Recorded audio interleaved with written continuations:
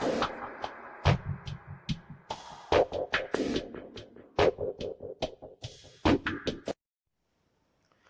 Students, आपका अपने tutor talk channel में स्वागत है। आज हम करेंगे क्लास 9th में साइंस का 5th chapter the fundamental unit of life का topic endoplasmic reticulum. Endoplasmic reticulum क्या होता है? जो हमारी बॉडी में जो बेसिक यूनिट है हमारी, जिसे हम सेल कहते हैं, स्मॉलेस्ट यूनिट, तो उस यूनिट में आपने देखा होगा सेल के अंदर डिफरेंट ऑर्गेनल्स होते हैं, जैसे न्यूक्लियस, माइटोकॉन्ड्रिया, गोल्जी अपार्टस। उसी तरह से एंडोप्लाज्मिक रेटिकुलम भी उसके अंदर का एक ऑर्गेनल्स है। तो इसके नेम से इसका मीनिंग क्लियर हो जाता है काफ़ी। तो एंडो का मतलब होता है इनसाइड, प्लाज्मिक का मतलब होता है साइटोप्लाज्म, और रेटिकुलम का नेटवर्क। तो एक तरह से इसका मीनिंग है इनसाइड द साइटोप्लाज्म, यानी कि endo mean inside, plasmic mean cytoplasm, तो मतलब बन गया इनसाइड द साइटोप्लाज्म नेटवर्क। तो एक तरह से जो सेल होता है, तो उस सेल के अंदर न्यूक्लियस होगा। न्यूक्लियस होता है तो न्यूक्लियस के मेम्ब्रेन के बाहर एक नेटवर्क सा बना होता है साइटोप्लाज्म में, न्यूक्लियस के साइटोप्लाज्म में। तो इसके बारे में मेन आपने याद रखना है, पोर्टर ने 1945 में बताया था।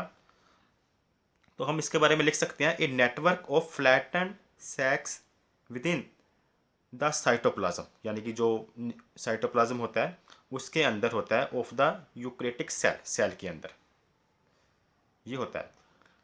एक तरह से नेटवर्क सा बना होता है, ये न्यूक्लियस होता है, और इसके बाहर क्या होता है, जो सेल की जो सबसे बाहर वाली लेयर होती है जिसे हम सेल मेम्ब्रेन कहते हैं, और वहाँ तक ये कंटिन्यू स्ट्रक्चर इसका फैला होता है, नेटवर्क सा बना होता है वहाँ तक ये। और ये जो एंडोप्लाज्मिक रेटिकुलम है, इसे शॉर्ट में ER से प्रेजेंट किया जाता है, लिखा जाता है। अगर इसकी टाइप की बात करें तो ये दो टाइप्स है इसकी, स्मूथ एंडोप्लाज्मिक रेटिकुलम और रफ एंडोप्लाज्मिक रेटिकुलम। स्मूथ और रफ नेम से क्लियर होता है, रफ मतलब थोड़ा रफ दिखाई देगा, स्मूथ मतलब मुलायम दिखाई देता है।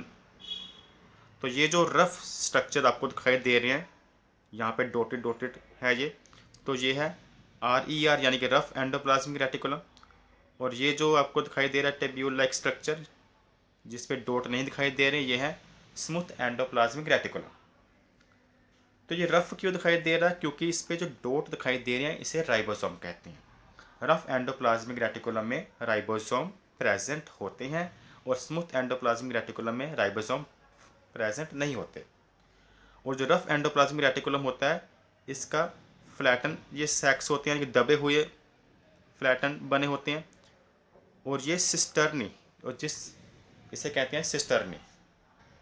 तो आपने याद रखना, इसके लॉन्ग और फ्लैट स्ट्रक्चर को सिस्टर्नी कहते हैं, और इसके बीच के स्पेस को कहते हैं सिस्टर्नल स्पेस और ल्यूमन।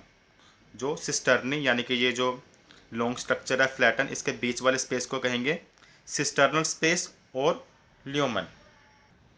और दूसरी तरफ ये स्मूथ जो एंडोप्लाज्मिक रेटिकुलम है, ये टिब्यूल लाइक स्ट्रक्चर होता है, टिब्यूल से बना होता है, जैसे पाइप की तरह आपको जो दिखाई दे रहा है अंदर से टिब्यूल लाइक स्ट्रक्चर होता है।